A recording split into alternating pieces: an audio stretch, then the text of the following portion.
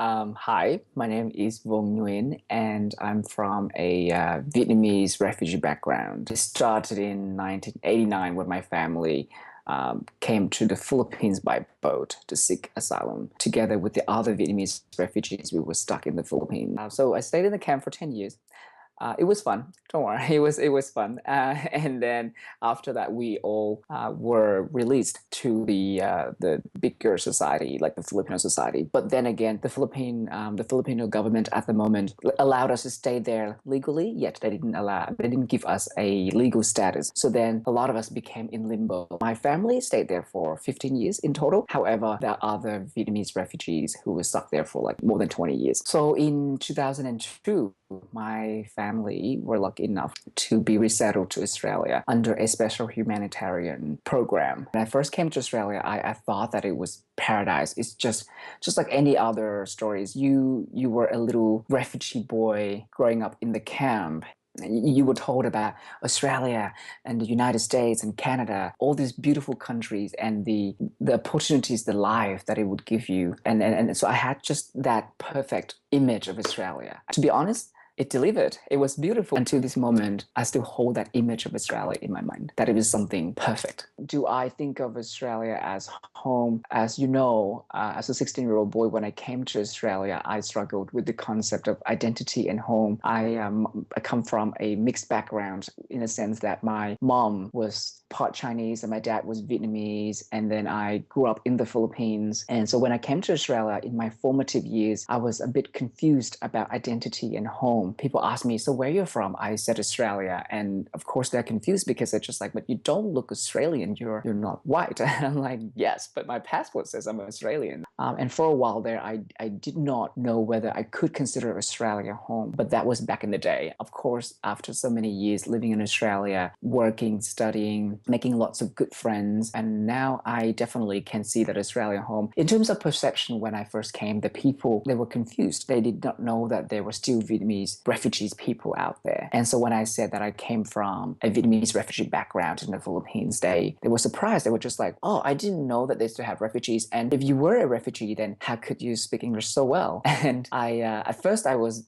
always very offended. I was just like, oh, what do you mean? Refugees can speak English too, you know. But then again, after a while, I learned that they meant it in a positive way. As a person with refugee background, I experienced some sort of discrimination or disadvantages. And then being gay as well, being the minority of the society, you also have that disadvantage. I believe that I'm a very confident gay man, and I believe in good work. I believe in good ethics and results. If I do this work right, and if I do it well, then eventually they will need me. And then they will need me to do the work, so therefore they have to respect me, no matter what background or what identity I have. I went to the Philippines first to visit a few remaining friends there who were still, at the time, unfortunately, was still stuck there after 18 years of being refugees. I came into the office and I said, look, I'm here for a week or two and I would love to be useful. The very next day, I was asked to just go with them to the Senate. We were lobbying at the time for the Vietnamese refugees to be resettled in the US and in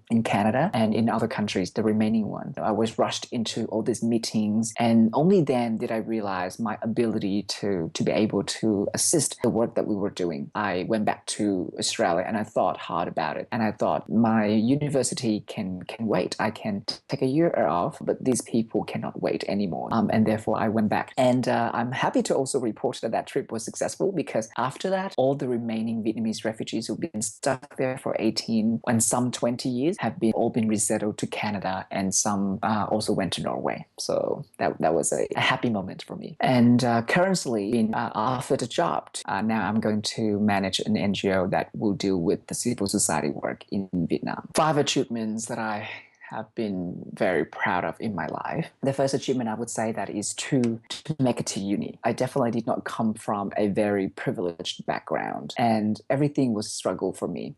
For a refugee, it is not quite simple. There are, disadvantages like language, like education. You did not receive this amount of education that you had when you were in detention camp. The second is to be able to integrate. I suppose integration is quite important when you first come into Australia. You're trying to find your way around. You are trying to form your identity. You're trying to say that I'm Australian, feel proud of it, and then not get too upset when people don't think that you are. The third thing was give back to the organization that helped me and my family to come to Australia. When you move on with life, you got to remember what you were given. The fourth one I suppose, being able to find employment as well as, a lot of us, not just people from a refugees background, but the general Australian public, some of us find it hard to find a job. I worked with the unaccompanied refugees as a youth worker. I have been a youth worker almost 3 years, but I did not feel like I was working a day. And the fifth one is this interview where I feel like what I've done in the past actually was on a good path, that I was doing something right, that I was trying to live my life the best that I can. And in order to see all my efforts being recognized, being seen as something positive, I consider this a very big achievement. And therefore, I should thank you as well for having this interview with me.